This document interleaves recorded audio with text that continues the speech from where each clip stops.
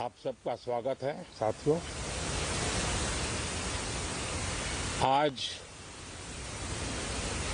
Budget सत्र के प्रारंभ में मैं समृद्धि की देवी मां लक्ष्मी को प्रणाम करता हूं।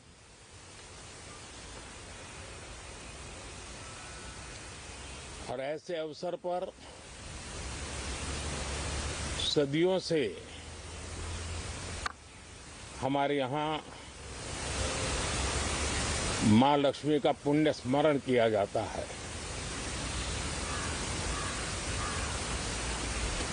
सिद्धि बुद्धि प्रदे देवी, सिद्धि बुद्धि प्रदे देवी, भुक्ति मुक्ति प्रदायिनी, भुक्ति मुक्ति प्रदायिनी, मंत्र मूर्ते सदा देवी, मंत्र मूर्ते सदा देवी, महालक्ष्मी नमोस्तुते, महालक्ष्मी नमोस्तुते। मां लक्ष्मी हमें सिद्धि और विवेक देती है, समृद्धि और कल्याण भी देती है। मैं मां लक्ष्मी से प्रार्थना करता हूं कि देश के हर गरीब एवं मध्यम वर्ग समुदाय पर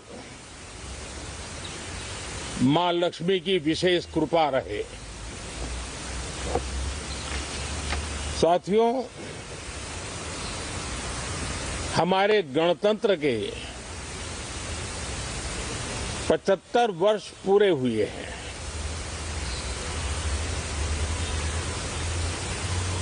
और ये हर देशवासी के लिए सर्वाधिक गौरवपूर्ण है और विश्व के लोकतांत्रिक जगत के लिए भी भारत का ये सामर्थ्य अपनी एक विशेष स्थान बनाता है। साथियों, ये देश की जनता ने मुझे तीसरी बार ये साथियों, ये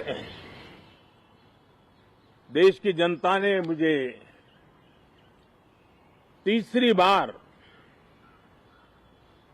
ये दायित्व दिया है और इस तीसरे कार्यकाल का ये पहला पूर्ण बजट है।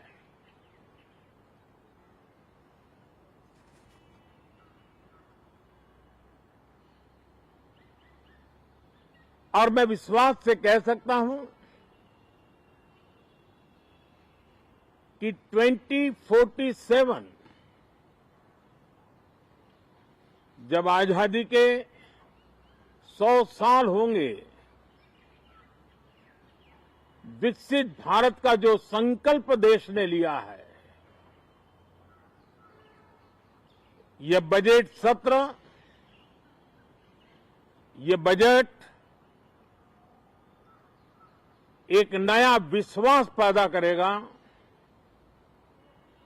नई ऊर्जा देगा कि देश जब आजादी के 100 साल मनाएगा तब विकसित होकर रहेगा। 140 करोड़ देशवासी अपने सामूहिक प्रयास से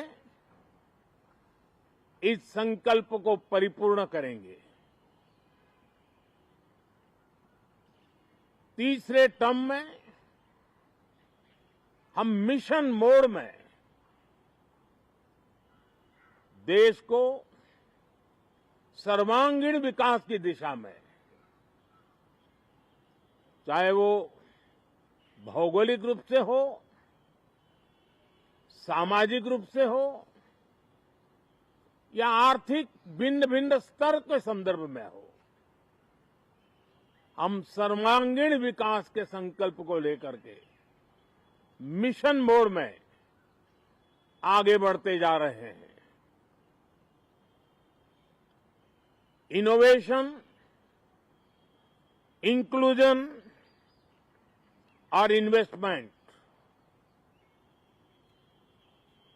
ये लगातार हमारे आर्थिक गतिविधि के रोड मैप का आधार रहा है। इस सत्र में हमेशा की तरह कई ऐतिहासिक बिल पर सदन को चर्चा होगी और व्यापक मंथन के साथ वो राष्ट्र की ताकत बढ़ाने का काम करने वाला कानून बनेंगे। विशेषकर नारी शक्ति के गौरव को पुनः प्रस्थापित करना, पंथ संप्रदाय के भेद से मुक्त होकर के हर नारी को सम्मानपूर्ण जीवन मिले, उसको भी समान अधिकार मिले, उस दिशा में इस सत्र में कई महत्वपूर्ण निर्णय लिए जाएंगे। Reform, perform and transform. जब विकास की तेज गति को प्राप्त करना होता है तो सबसे ज्यादा बल रिफॉर्म पर रहता है। राज्य और केंद्र सरकार ने मिलकर के परफॉर्म करना होता है और जन भागीदारी से हम ट्रांसफॉर्मेशन देख सकते हैं। हमारा युवा देश है, युवा शक्ति है और आज जो 20-25 साल की आयु के नौजवान है, जब वो 45-50 साल के होंगे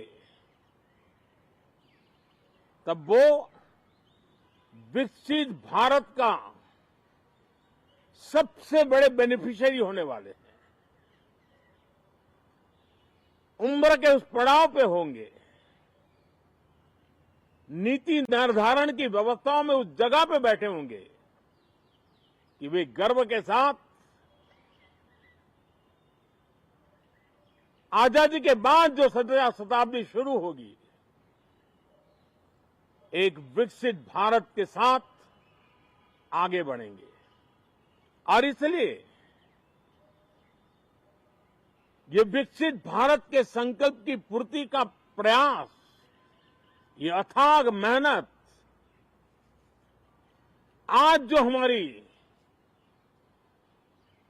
हमारे टीनेजर्स हैं, हमारी युवा पीढ़ी है, उनके लिए ये एक बहुत बड़ा तोहफा बनने वाली है। जो लोग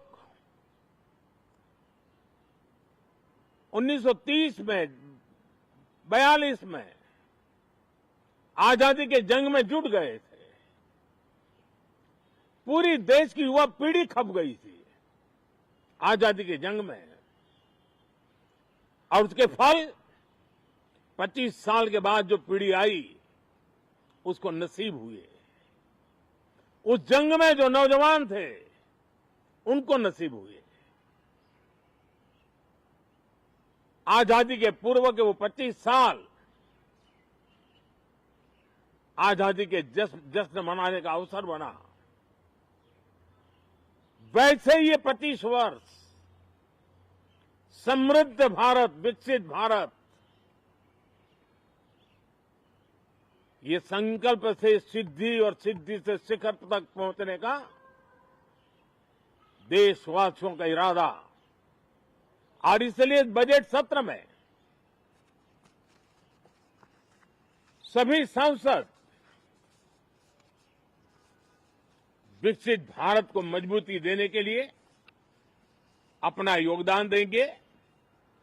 विशेष करके जो युवा सांसद है, उनके लिए तो सुनहरा अवसर है, क्योंकि वो आज सदन में जितनी जागरूकता, जितनी भागीदारी बढ़ाएंगे और विकसित भारत के जो फल है वो तो उनकी नजर के सामने देखने को मिलने वाले हैं। और इसलिए युवा सांसदों के लिए एक अनमोल अवसर है। साथियों, मैं आशा करता हूं कि हम देश की आशा आकांक्षाओं के इस बजट सत्र में खरे उतरेंगे। साथियों, आज एक बात आपने जरूर नोट की होगी, मीडिया के लोगों ने तो जरूर करनी चाहिए। शायद 2014 से लेकर अब तक शायद ये पहला पार्लियामेंट का सत्र है कि जिसके एक दो दिन पहले कोई विदेशी चिंगारी नहीं प्रगटी है, विदेश में से आग लगाने की कोशिश रही हुई है। 10 साल से 14 से देख रहा हूं, हर सत्र के पहले शरारत करने के लिए लोग तैयार बैठते थे, और यहां उसको हवा देने वालों की कोई कमी नहीं है। ये पहला सत्र मैं पिछले 10 साल के बाद देख रहा हूं कि जिसमें किसी भी विदेशी कोने से कोई चिंगारी नहीं हुई। साथियों, बहुत बहुत धन्यवाद।